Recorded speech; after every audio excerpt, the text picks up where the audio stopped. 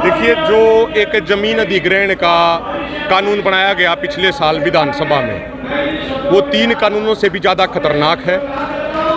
भाई, जब ज़मीन ही नहीं बचेगी, जिस कानून के तहत ज़मीन छीन ली जाएगी और ज़मीन ही नहीं बचेगी, तो फिर ना तो एमएसपी का फ़ायदा रहेगा, ना फसलों की खरीद का फ़ायदा रहेगा। तो इसीलिए जो ये ज़मीन छीनने वाला कानून है, जिस कानून में नियम बना दिया गया कि अब किसी किसान की कोई सहमति नहीं ली जाएगी, ज़मीन का एक्वायरमेंट करते समय कोई 4 गुना उनको मुआवजा नहीं दिया जाएगा।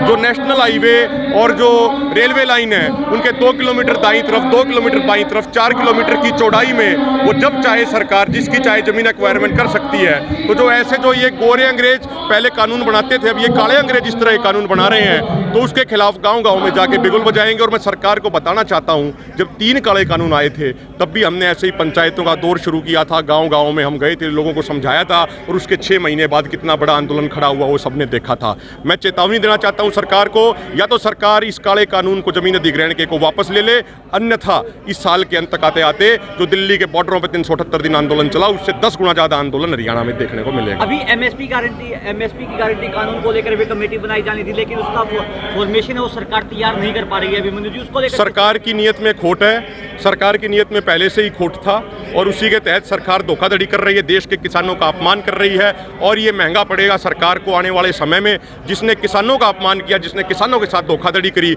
आने वाले समय में उनके कोई नाम लेने वाला ही नहीं बचता। इतिहास इस चीज़ का गवाह है। तो सरकार कान खोल के सुन ले, जो एमएसपी कमेटी पे कमिटमेंट थी, या तो वो कमिटमेंट पूरी कर दे, अन्यथा सरकार को आने वाले समय में सारे परिणाम, उसके दुष्परिणाम भुगतने पड़ेंगे। हरियाणा में आगे जब एसकेएम की मीटिंग होगी तो कोई भी बड़ा फैसला लिया जा सकता है, यदि जल्दी से जल्दी एमएसपी कमेटी घोषणा नहीं करी गई। आज की जो महापंचायत से सरकार को चुकाया जा रहा है, चेतावनी दी जा रही है सरकार को। देखिए, अब बहुत सारे पत्रकार साथी हैं, जब पिछले साल आंदोलन शुरू हुआ 2020 में, तो उसी समय कथुरा गांव में, गोहाना में एक बहुत बड़ी पंचायत हुई थी किसानों की, और उससे भी एक माहौल बना था पूरे इन 2-3 जिलों में। तो इसी तरीके से माहौल बनाने की शुरुआत करी जा रही है। अभी माहौल बनेगा, 5-6 महीने अभी तवे को बढ़िया से गर्म करेंगे, और उसके बाद अगर सरकार नहीं मानी जब तक भी, तो सरकार को दोबारा से हो सकता है कि सरकार का हर जगह बहिष्कार हो, सरकारों को कहीं कार्यक्रम ना करने दें हमें। इस तरह के भी फैसले आने वाले समय में लिए जा सकते हैं। हर जिले में जाएगा किसी? बिल्कुल, इस जमीन अधिग्रहण वाले मामले को लेकर हम सब संगठन मिलजुल के लड़ेंगे। अगर सभी संगठनों की एकता के लिए